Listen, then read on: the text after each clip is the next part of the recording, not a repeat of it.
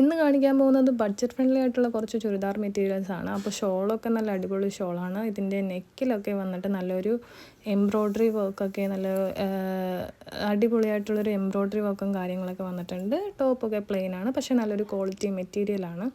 പിന്നെ ഇതിൻ്റെ ബോട്ടനൊക്കെ same colour തന്നെയാണ്. അപ്പോൾ അടുത്ത് വന്നിട്ട് ഇതാണ്.